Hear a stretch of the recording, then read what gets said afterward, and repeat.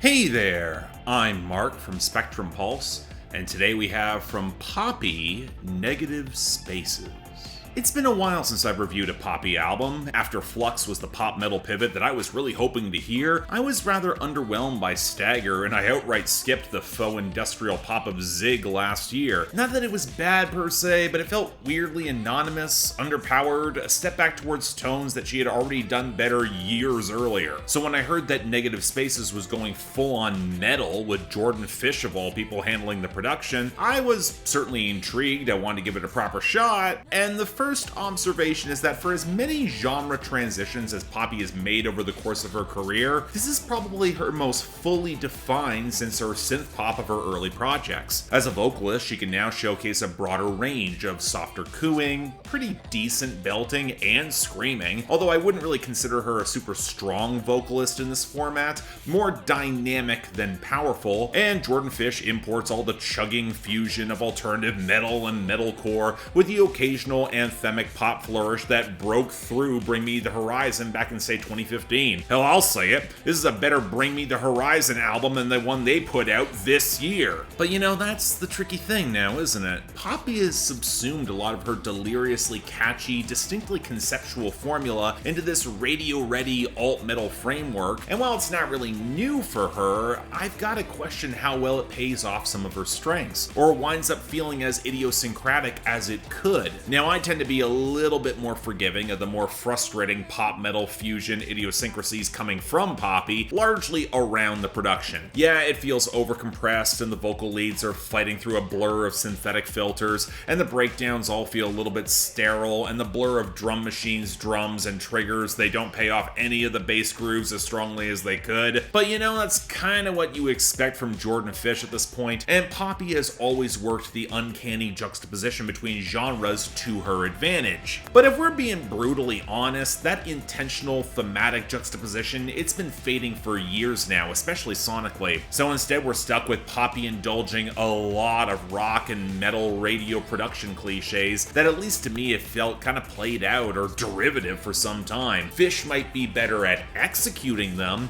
although the song Nothing certainly tests that patience. And it's not saying that there aren't good songs that are in that vein. Have You Had Enough? It pays off its breakdown pretty well as the opener. The lead-off single, New Way Out, it is searingly polished enough to nail some of that demented old energy, and I somewhat appreciated the knocked loose pull for The Center's Falling Out. But look, as someone who doesn't normally care for mainstream metalcore especially, it's a swerve that doesn't feel as creatively vibrant or wild as I know that Poppy can be, and I definitely prefer the more tuneful songs here, like the shimmering, chugging pulse of The Cost of Giving Up, the Madonna melodic illusion on Push Go that's got so much two-step bounce. It's probably my favorite groove on the entire album. Then you get the smoky, grunge-leaning ballad Halo that's the closer, or the outright dark wave throwback Crystallized. Although it is hard to look at cuts like Vital or the title track and not hear some mid-tempo radio rock filler. They're just not that impressive. Now granted,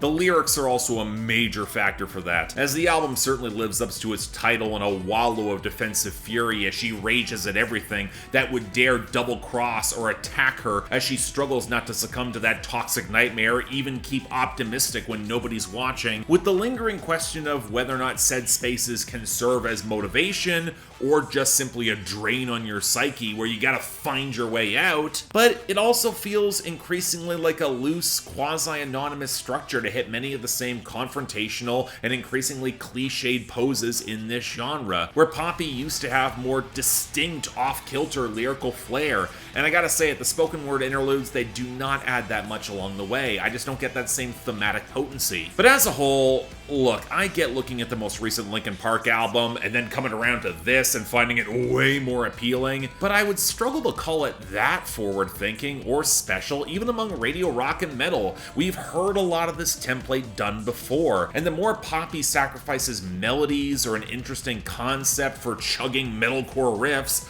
the less I'm really gripped by it, especially as Jordan Fish's style of production can feel so sterile and overdone to me, especially with any sense of low-end groove feeling kinda underwhelming. Now that doesn't make it a bad project, there are certainly songs I like on this. It's just less interesting and tuneful than I know that Poppy's been in the past. Maybe some of it is my ongoing disconnect with a lot of what passes for mainstream rock and metal these days. I mean, if you're in that wheelhouse, you're probably gonna have a lot of fun with this album, but for me, just pretty good.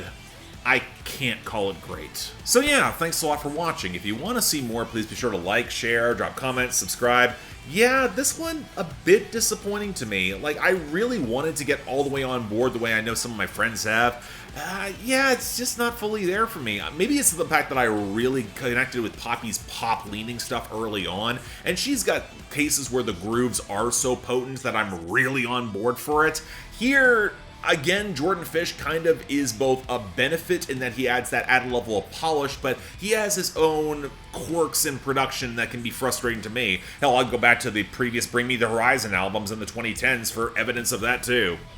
But beyond any of that, if you guys want to get involved in helping support the channel beyond my merch, or hell, you actually want to get albums on my schedule before the end of the year, or just yell at me on my Discord, link to my Patreon and YouTube memberships are right over here. Don't feel obligated. Tough times, I understand, but the option is available. Till then, I'm Mark, you're watching Spectrum Pulse, and I'll see you next time.